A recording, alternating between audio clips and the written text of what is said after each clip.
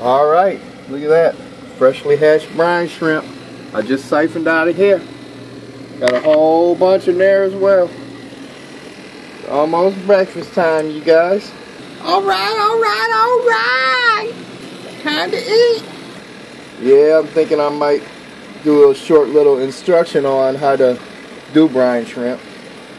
Most of you probably know how, but some of you probably don't. Maybe I'll show you how I go about doing it.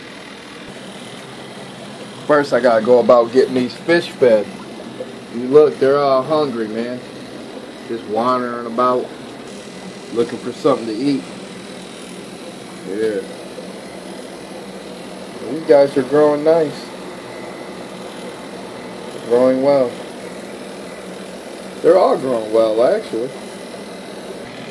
Alright guys, what I've done is, can't really do it holding this camera, so I took this, I rinsed the brine shrimp a little bit, then I got a couple basins full of water, and I kind of sprayed it in there, you know, gently to clean it off this here filter, and for it to, you know, kind of pour into this container.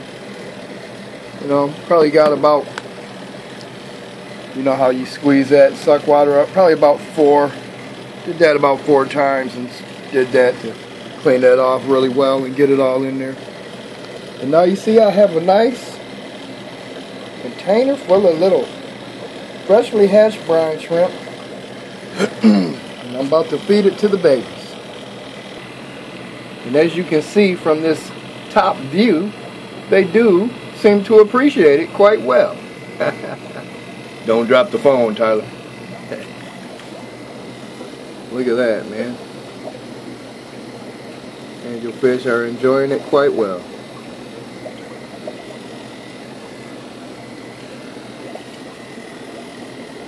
See, they're chowing down.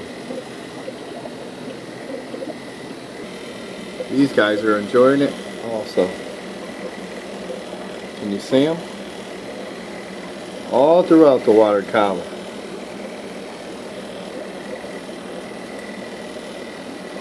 These are those koi from before. You see? They're growing quite well, aren't they?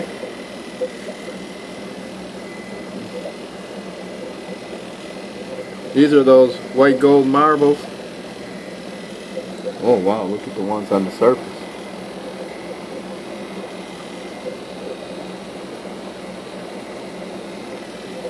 That I took out of that jar not long ago. Look at those bellies. See, they're eating pretty well. These are those ones from before, quite a little while back. Not too long ago though. Remember I said some were stragglers in that 10-gallon and I just left them? Look at them. Growing quite well. Good. You know, they were able to find their food good in this smaller tank without expending so much energy. I believe that's why they grew faster than their brethren that were the same age. Because the other ones are in those 20 gallons. I mean, they're growing well, looking good. I give them equal water changes, you know, for the volume, about 50% water change, sometimes even more. On lazy nights, sometimes even less. But anyway, I think that the fact that they were able to find sufficient food without having to expend so much energy as opposed to the other ones in the larger tanks, that translated into a little more growth. Try to zoom in so you can see this guy. Looking really nice. But obviously this camera just isn't doing it justice as opposed to what I'm seeing.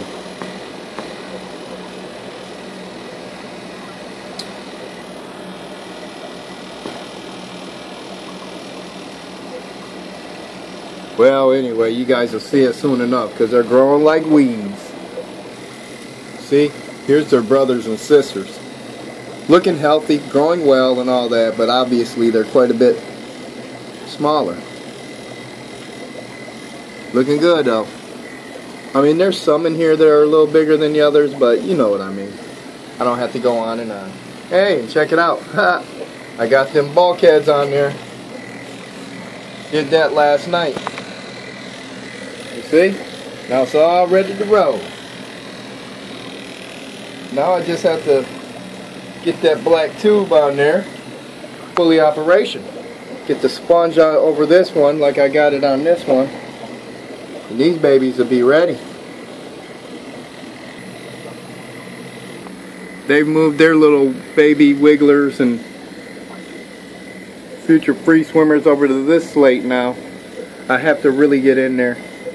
Otherwise it's going to be really hard to get the babies. They'll be swimming today, tomorrow, I don't know.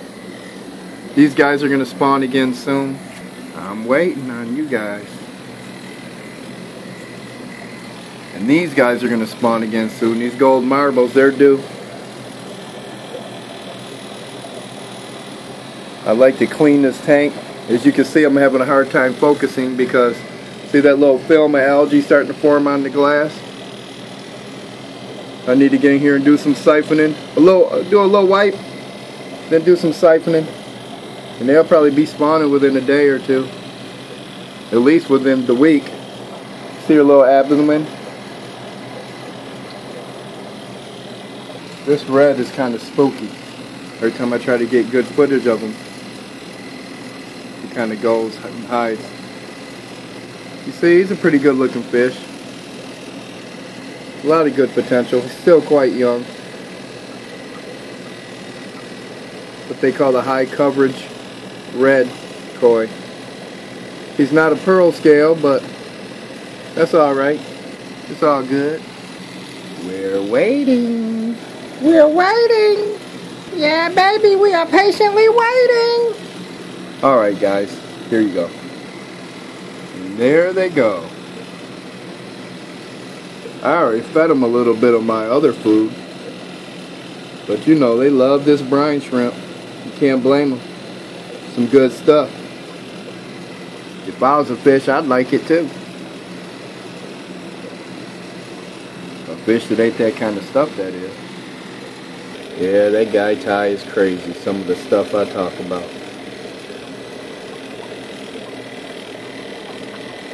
It's alright though, man.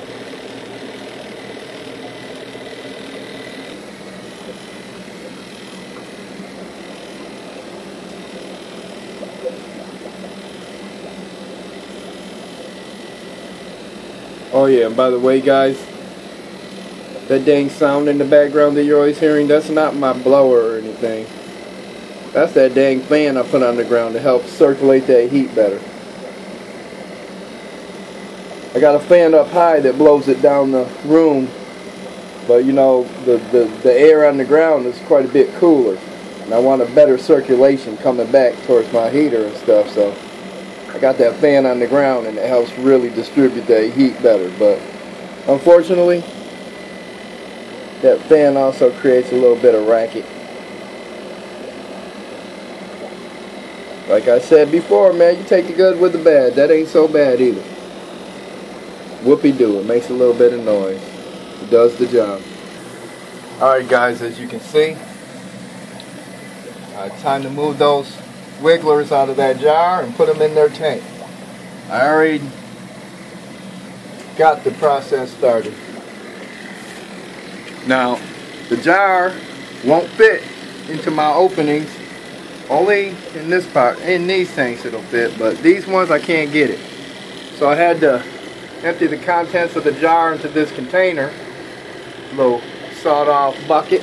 What's that, a 1 gallon little bucket I cut to fit. It makes, you know, it's pretty useful for acclimating things and, you know, other little purposes. But it's kind of tough because, you know, a lot of times the babies want to stick in the jar, so you have to use that baster and wash down the sides of the jar and kind of dump the little wigglers in here while you're helping to spray them in. But, you know, just make sure you pay attention. Make sure there's no wigglers sticking to the side of the glass when you dump the jar. They should be fine.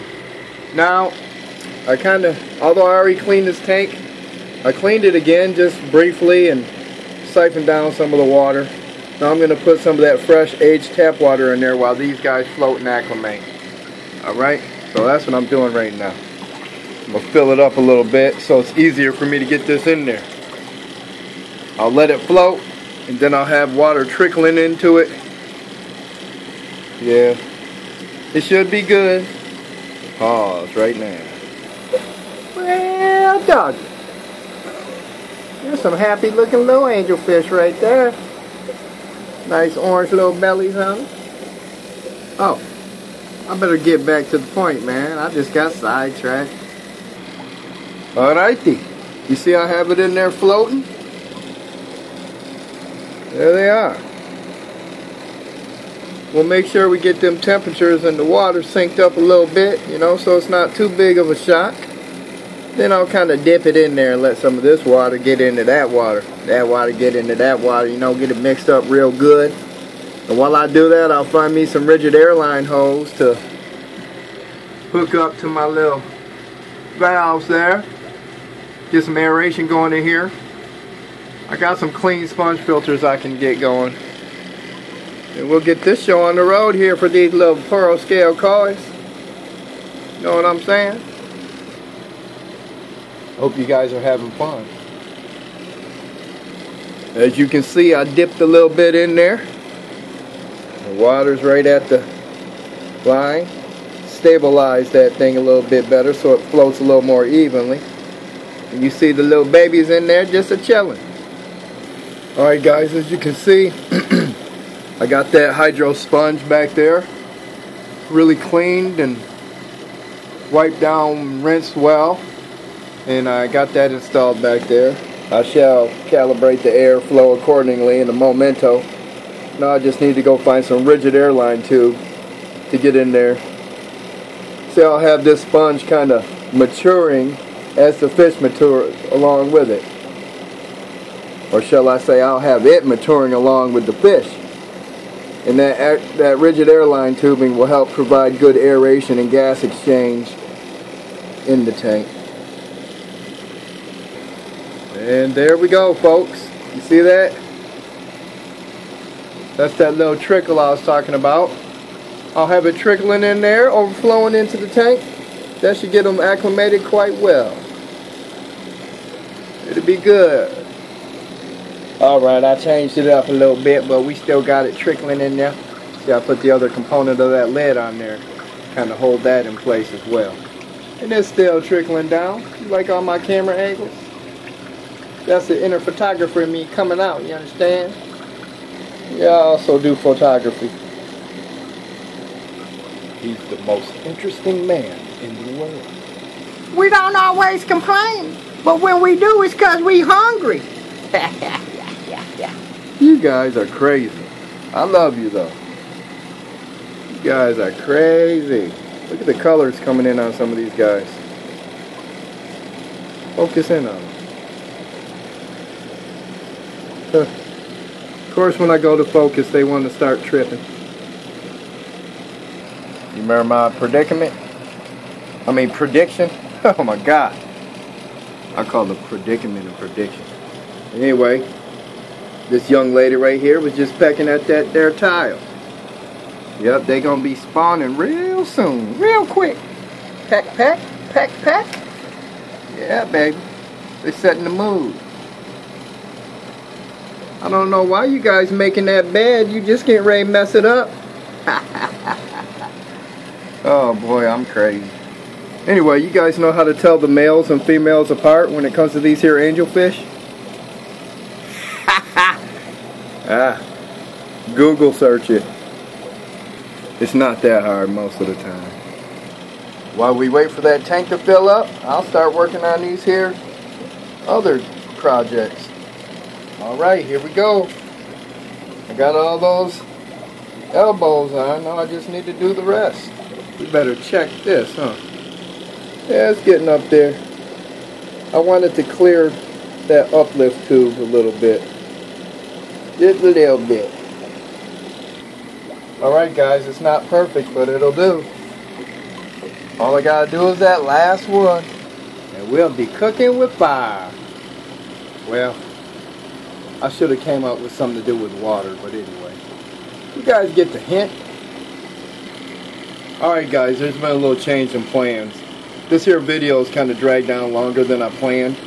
If I make them too long, you guys won't want to pay attention that long most of the time. People don't, you know, it's not like an hour-long show. This ain't Nova.